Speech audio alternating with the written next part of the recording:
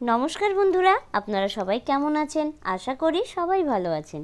আজকে আমি খাসির চর্বি দিয়ে ঘুগনির রেসিপি আপনাদের সঙ্গে শেয়ার করব। এই ঘুগনির রেসিপি কিছু স্পেশাল ট্রিক্স বলে দেব, সেইটা যদি আপনারা ফলো করেন তাহলে একদম পারফেক্ট ধাবা স্টাইলে কিন্তু ঘুগনিটা আপনারা বাড়িতেই বানিয়ে নিতে পারবেন। আর এই ঘুগনি কিন্তু আপনারা রুটি, পরোটা, নানের সাথেও কিন্তু খেতে পারেন। তো চলুন দেখে নেওয়া যাক রেসিপিটা আজকে আমি কিভাবে রান্না করছি। ঘুগনি করতে গেলে প্রথমে নিতে হবে দু রকম ডাল। আমি এখানে বড় যে কাবলি ছোলা হয় সেই কাবলি ছোলা নিয়েছি, আর নিয়েছি বুটের ডাল। আপনারা দেখতে পাচ্ছেন যে আমি দু রকম ডাল কিন্তু মিক্সড করে নিয়েছি, তবে বুটটা একটু বেশি রাখতে হবে আর কাবলি ছোলাটা পরিমাণে একটু কম দিতে হবে। আর দু রকম ডাল মিশিয়ে যদি আপনারা ঘুগনি করেন তাহলে কিন্তু খেতে দারুণ হয়। আর এই ঘুগনিটা আমি মোটামুটি ঘুগনি করার জন্য যেই বুট আর ছোলাটা মোটামুটি 7 থেকে 8 ঘন্টা কিন্তু ভিজিয়ে রেখেছিলাম। তারপরে খুব ভালোভাবে ধুয়ে নিতে হবে। ধুয়ে নিয়ে আমি প্রেসারে 3টে মতো সিটি দিয়ে নেব। খুব বেশি কিন্তু সিটি দেওয়া চলবে না, খুব সিদ্ধ হয়ে গেলে এই ঘুগনিটা কিন্তু ভালো লাগবে না খেতে। তো আমি জল আর 2টো কাঁচা লঙ্কা দিয়েছি আর 1 চামচ মতো লবণ দিয়েছি, দিয়ে খুব ভালো করে সিটি দিয়ে নিতে হবে। আমি এখানে মোটামুটি 2 থেকে 3টে সিটি দিয়ে নেব। যখন প্রেশার একদম ঠান্ডা হয়ে যাবে প্রেশার কুকারটা, তখন কিন্তু ঢাকনাটা খুলে নিতে হবে। আর দেখুন কীরকম আমি ডালটা সিদ্ধ করে নিয়েছি। খুব বেশি কিন্তু সিদ্ধ করা চলবে না। আমি হাতে চিপে একটু দেখিয়ে দিচ্ছি। হাতে চাপলেই ডালটা কিন্তু ভেঙে নরম হয়ে যাচ্ছে। বুটের ডাল এবং ছোলার ডাল দুটোই কিন্তু খুব ভালোভাবে সিদ্ধ করে নিয়েছি। এরকম যদি ডাল আপনারা সিদ্ধ করে ঘুগনি করেন, এর টেস্টটা কিন্তু দারুণ হয়।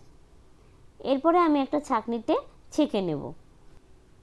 যে জল দিয়ে সিদ্ধ করা হয়েছে সেই জলটা কিন্তু আমি রান্নাতে ইউজ করব না। অনেকে কিন্তু ওই বুট সিদ্ধ জল দিয়েই রান্না করে, তো আমি কিন্তু সেই জলটা ইউজ করব না। ঘুগনি করার জন্য প্রথম জিনিসটা খেয়াল রাখতে হবে যে খুব বেশি যেন সিদ্ধ না হয়ে যায় ডাল। খুব বেশি সিদ্ধ হয়ে গেলে সেই ঘুগনি কিন্তু একদমই ভালো লাগবে না। তো এই জিনিসটা কিন্তু মাথায় রাখতেই হবে। এরপরে আমি কড়াইতে দিয়ে দিলাম সরিষার তেল। ঘুগনিটা কিন্তু আমি সরিষার তেলেই রান্না করব। তারপরে ডুমু ডুমু করে কেটে নিয়েছি আলু। ঘুগনিতে যেরকম আলু দেয় ঠিক সেই রকম কিন্তু আমি পিস করে নিয়েছি। দেখে তো আপনারা বুঝতেই পারছেন। আলুটা কিন্তু লাল লাল করে ভেজে নেব। এবার এর মধ্যে দিয়ে দেব অল্প একটু হলুদ আর দেব অল্প একটু লবণ। লবণ আর হলুদ দিয়ে খুব ভালোভাবে কিন্তু আলুটা ভেজে নেব। আলু আমার ভাজা হয়ে গেছে। এরপরে আমি আলুটা কিন্তু তুলে নেব। আলু খুব বেশি কিন্তু ভাজবো না। আলুগুলো আমি এবার কিন্তু একটা পাত্রে তুলে নেব। দেখতেই পাচ্ছেন লাল লাল করে ভেজে নিয়েছি।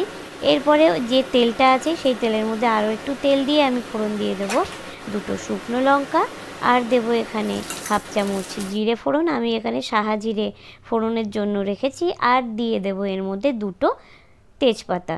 তারপরে আমি এখানে একটা বড় সাইজের পেঁয়াজ কুচিয়ে নিয়েছি।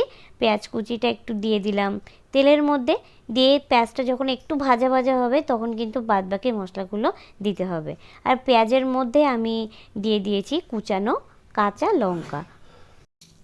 মোটামুটি 2 মিনিট মতো খুব ভালোভাবে কিন্তু পেঁয়াজটা ভেজে নেওয়ার পরে আমি এর মধ্যে দেবো 1 চামচ রসুন কুচি আর দেবো 1 চামচ আদা কুচি।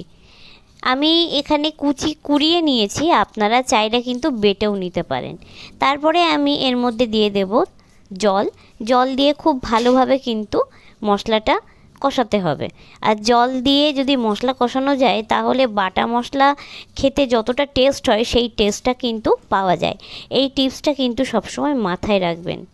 তারপরে আমি এর মধ্যে দিয়ে দেব কাশ্মীরি লঙ্কা গুঁড়ো দিয়ে খুব ভালোভাবে একটু কষিয়ে নেব। আর পরিমাণ মতো একটু হলুদ দিয়ে নিতে হবে। আর 1 চামচ আমি এখানে দিয়ে নেব লঙ্কার গুঁড়ো। তারপরে দেব 1 চামচ জিরে গুঁড়ো। আপনারা চাইলে কিন্তু 2 চামচও দিতে পারেন। আমি এখানে 2 চামচ জিরে গুঁড়ো নিয়েছি আর 1 চামচ ধনে গুঁড়ো নিয়েছি। নিয়ে ভালোভাবে কিন্তু মশলাটা কষাতে হবে। তবে গুঁড়ো মশলা দিয়ে যদি রান্না করেন তাহলে জল দিয়ে যদি গুঁড়ো মশলা খুব ভালোভাবে কষানো যায় তাহলে বাটা মশলার যে স্বাদটা পাওয়া যায় সেই স্বাদটা কিন্তু এই রান্নাতেও পাওয়া যাবে। আর দিয়ে দেবো অল্প একটু গোলমরিচ গুঁড়ো আর দিয়ে দেবো লবণ, দিয়ে মশলা কিন্তু খুব ভালোভাবে কষিয়ে নিতে হবে। তারপরে আমি এর মধ্যে দিয়ে দেব খাসির চর্বি।